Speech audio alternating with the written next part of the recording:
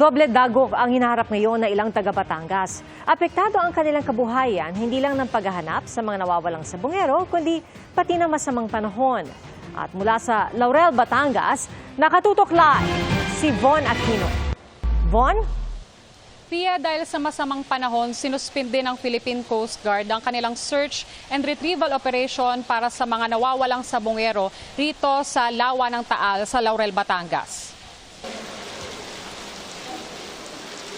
Halos zero visibility sa Taal Lake dahil sa malakas at pabugso-bugsong ulan dulot ng habagat na pinalakas ng bagyong Krising. Pero may mga pumalaot pa ring mangingisda dahil din sa masungit na panahon hindi nakapag-search and retrieval operation ng mga technical diver ng Philippine Coast Guard para sa mga nawawalang sabongero. Nasa evacuation center ang mga residente ng Sitio Bukal, Barangay Gulod sa Laurel, Batangas na nagsilikas kahapon. Hinatiran sila ng tulong ng provincial at local government at DSWD. Dahil ang operation nga po natin ngayon ay almost 24/7 na, kahapon pa po kami nag-aabiso sa kanila na lumikas na sila sa mga lugar na kung saan para maging safe po ang bawat isa. Dala pa raw ng mga residente ang takot mula sa bagyong Christine noong isang taon. Pag nabuhos ang malakas na ulan, akayat na po.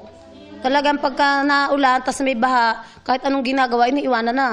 Dahil doon po nung huling Christine po ay may natabunan. Tapos ang mga bahay was out talaga.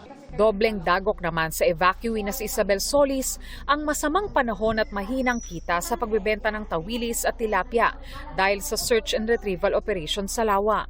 Sana naman po marinig ng mga nanunungkulan ng aming hinaing na tama-tama na tigilan na yung mga issue na yun. Nakakaawa na yung mga naghahanap buhay. Hindi na po namin alam kung saan kami kukuha ng aming ikabubuhay. 53 pamilya ang voluntaryong lumikas at nakisilong muna sa kanilang mga kaanak sa ibang lugar. Bukod sa bayan ng Laurel, malakas din ang ulan sa ibang bahagi ng Batangas tulad sa Tanawan at Talisay. Pia, ayon kay PCG spokesperson Noemi Cayabia, posibleng bukas na lang nila ituloy yung search and retrieval operation kapag bumuti na yung panahon. Sa ngayon kasi, Pia, ay pabugso-bugso pa rin yung malakas na ulan dito sa Laurel, Batangas. Pia? Maraming salamat, Von Aquino.